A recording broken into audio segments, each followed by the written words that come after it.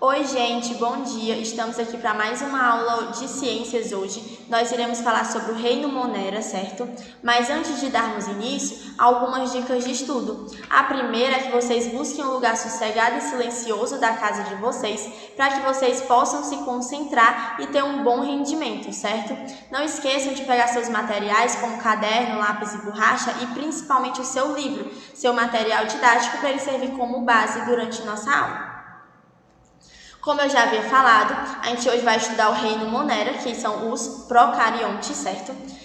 Inicialmente, como o próprio título fala, eles são seres procariontes. Eles não possuem um núcleo organizado, certo? As células procariontes não possuem, os seres procariontes não possuem células com núcleo organizado. E as suas células também não possuem organelas membranosas diferenciadas. Como assim? Quando a gente estudou células, a gente viu várias organelas como lisossomos, complexo de Golgi. Isso dali são as eucariontes, que tem, cada organela tem uma função, respiração, excreção, entre outras. Isso acontece nas eucariontes. Nas procariontes eu não tenho organelas celulares com funções distintas e também não tenho um núcleo organizado. Então essas são as características das bactérias. Porque o reino Monera é o reino das bactérias, o reino que estuda as bactérias, certo? Então, procariontes, então a gente vai ter, eles não possuem organelas membranosas diferenciadas, não possuem organelas com funções diferentes e nem possuem um núcleo organizado, certo? Por isso que eu denomino as bactérias como seres procariontes. Eles também são seres vivos simples e os mais primitivos do planeta. Acredita-se que as bactérias foram um dos primeiros seres que surgiram no planeta Terra e começaram a dar origem a vários outros seres vivos. Eles têm adaptações para diversos ambientes, frios, quentes, úmidos e assim por diante, certo? A maior parte deles são unicelulares, são constituídos apenas por uma célula, mas há seres que são multicelulares e são constituídos de duas ou mais células. A maior parte das bactérias, elas são aeróbicas. Elas inspiram oxigênio e liberam gás carbônico, certo?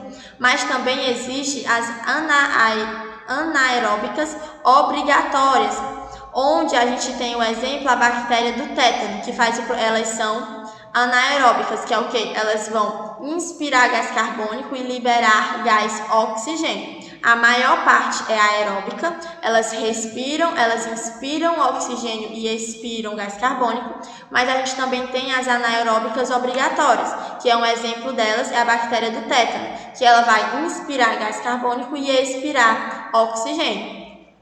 A gente também tem as anaeróbicas facultativas, que um exemplo delas são as arqueobactérias, certo? Que elas tanto fazem a respiração aeróbica como elas fazem a respiração anaeróbica. E além disso, as anaeróbicas facultativas, elas também podem ser autróficas ou heterotróficas. Autótrofas são as que não produzem o próprio alimento e heterotróficas são as que produzem o próprio alimento.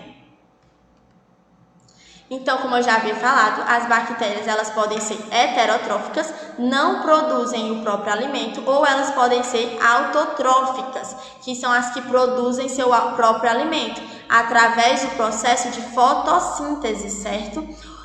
Através do processo de fotossíntese ou através do processo de quimiosintetizantes. Fotossíntese através da luz, quimiosintetizantes através de agentes químicos, certo? E um exemplo são as cianobactérias, certo? As cianobactérias, elas também eram chamadas de algas azuis antigamente, certo? E elas, em um ambiente aquático, né, elas fazem o processo de fotossíntese por ser semelhante a algas, até denominadas como algas azuis.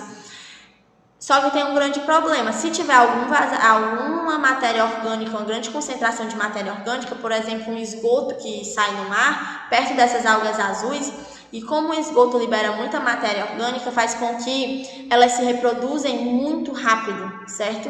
Fazem com que aconteça o processo de reprodução delas muito rápido e acaba se tornando uma praga, digamos assim.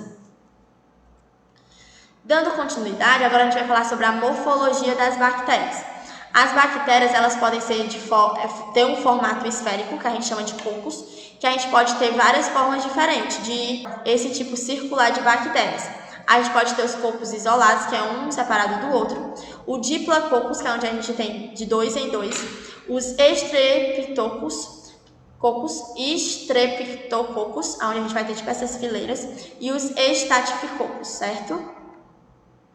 A gente também tem na forma de bastonete, que a gente denomina como bacilos.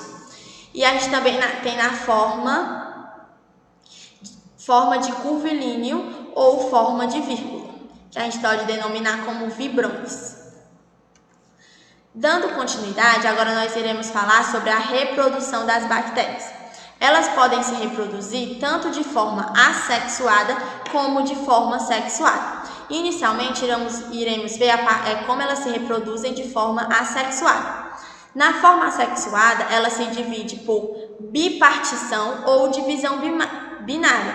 O que significa isso? Eu vou ter a minha bactéria aí no item A, ó, na letra A eu tenho a minha bactéria, com material genético lá dentro dela. O que é que vai acontecer? Essa bactéria A, ela vai começar a dividir o seu material genético. Ela vai ali, ó, fazer o processo de divisão. Eu vou ter uma célula que ela vai ali fazer a divisão do material genético e vai se transformar em duas outras células. Isso é bipartição ou divisão binária. Eu tenho uma célula procarionte, uma célula da bactéria, que vai se dividir em outras duas células.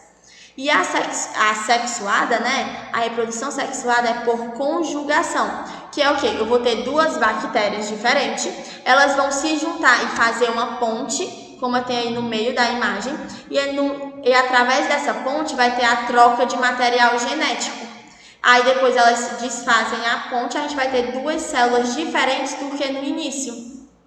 No início eu tenho duas células lá, aí no final eu já vou ter células diferentes, porque vai ter troca de material genético. Produtos derivados das bactérias, certo? A parte da ciência que estuda os produtos derivados das bactérias é a engenharia genética, certo? E alguns dos produtos criados é o hormônio do crescimento, que é responsável por auxiliar no crescimento de pessoas que não possuem esse hormônio regularizado no seu corpo, hormônio de insulina, certo? A produção de insulina, vitaminas do complexo B, vitaminas do complexo K, certo? As vitaminas do complexo B, organismos e sistemas nervosos, certo? Elas atuam em organismos e sistemas nervosos. E a vitamina K, ela auxilia no processo de coagulação do sangue, certo? Ela auxilia nesse processo. Então, ela evita hemorragias de um certo modo, já que ela trabalha diretamente com o auxílio da coagulação do sangue. Bactérias e doenças que nós podemos encontrar sendo causadas por bactérias: tétano, tuberculose, sífilis, pneumonia bacteriana, hanseníase, leptospirose, cólera, meningite meningocócica, desinteria bacilar, certo? Agora eu quero que vocês prestem bastante atenção, que é uma atividade avaliativa que deve ser enviada, ok? É manuscrito no caderno de vocês, deve ser enviado a foto, onde vocês vão apresentar a bactéria envolvida, qual é a bactéria que causa a doença, a forma de contágio, como é que a pessoa pode adquirir essa bactéria, os sintomas que essa doença causa e qual o tratamento dessas doenças aqui. Vocês vão dizer tanto do tétano quanto da tuberculose e de todas essas doenças. Quem é a bactéria que é envolvida em cada uma delas, qual a forma de contágio de cada uma delas, quais os sintomas de cada uma delas e qual o tratamento de cada uma delas, certo? Deve ser feito de forma manuscrita e enviado. Agora, um exercício de fixação. As bactérias apresentam como um mecanismo para a promoção da mistura de genes entre indivíduos diferentes o processo de recombinação genética. Este processo pode ocorrer de 3 formas, sendo que uma delas é através da formação de uma ponte entre as duas bactérias, ocorrendo a migração de genes de uma bactéria para outra. Essa forma de recombinação é conhecida como, a gente acabou de ver, que é a conjugação, certo? Então, a resposta correta aí é o item D, que é o processo de reprodução sexuada que se dá através da conjugação. Item D. E assim a gente encerra a nossa aula de hoje, certo? Se você quiser rever essa nossa aula ou qualquer outra, vocês podem estar acessando o site da escola e o canal do YouTube da escola. Lembrando que podem me procurar em caso de qualquer dúvida, certo? E baixem o aplicativo da escola no Play Store para que vocês tenham acesso às agendas digitais. Espero que vocês tenham gostado da nossa aula de hoje e até a próxima!